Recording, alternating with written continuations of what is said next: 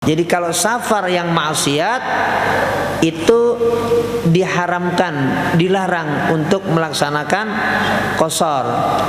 Safar taat dan safar yang mubah boleh. Yang tadi nonton bola atau tamasya boleh, nggak apa-apa.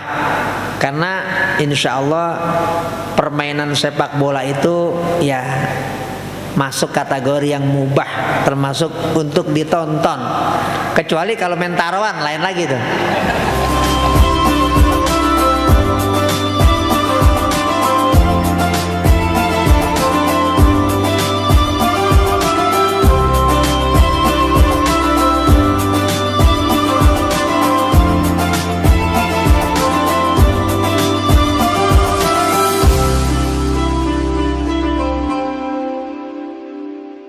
Kebolehan mengqashar sholat dalam safar itu kalau safarnya tidak safar maksiat. Ya? Ini. Kalau kita safarnya jauh karena kita hobi banget, misalnya nonton bola. Nonton bola di mana? Di Semarang. Persija lawan Kampung 200 misal. Hobi banget bola. Boleh enggak? Boleh. Kalau safar yang memang bepergian itu mubah. Misalnya untuk tamasya, jalan-jalan ke Purwakarta, ke tempat-tempat wisata, tapi kita sama keluarga. Bukan lagi nyari apa-apa di sono atau nyari siapa-siapa. Nyari siapa-siapa pun boleh kalau halal. Tapi kalau nyari siapa-siapa atau apa-apa yang tidak halal, meskipun jaraknya sudah lebih dari 80 km, kita tidak dibolehkan untuk mengqashar sholat. Nggak boleh. Wajib kita sholat seperti biasa ketika kita ada di rumah. Nggak boleh diqashar.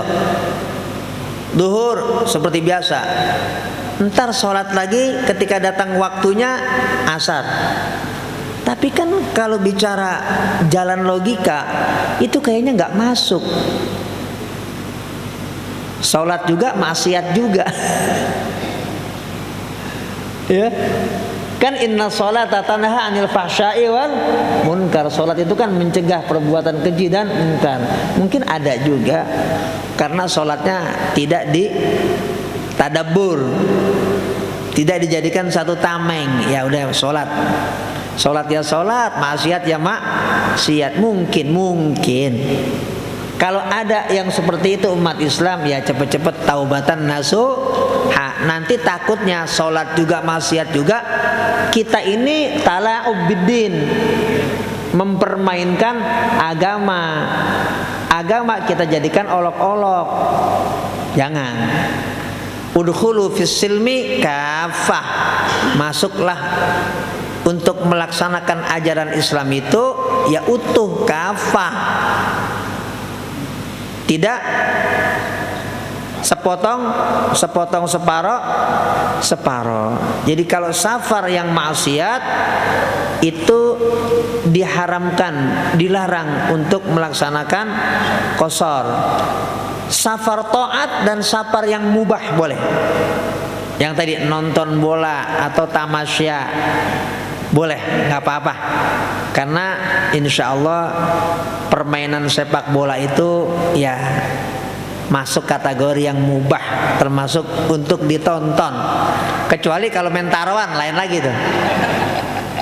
Itu namanya udah masuk judi, berarti maksiat. Nonton bolanya berarti maksiat. Kenapa? Di tontonan itu dia mau pasang, nanti dapat mobil, berarti nonton bolanya ikut haram juga dan nggak boleh mengqashar sholat. Tapi kalau semata-mata hobi saja, sekedar menikmati saja, dibolehkan untuk mengqashar sholat. Jadi safar yang mubah dan safar yang taat, nah itu dua-duanya dibolehkan kita untuk melaksanakan qashar sholat ketika melaksanakan perjalanan jauh.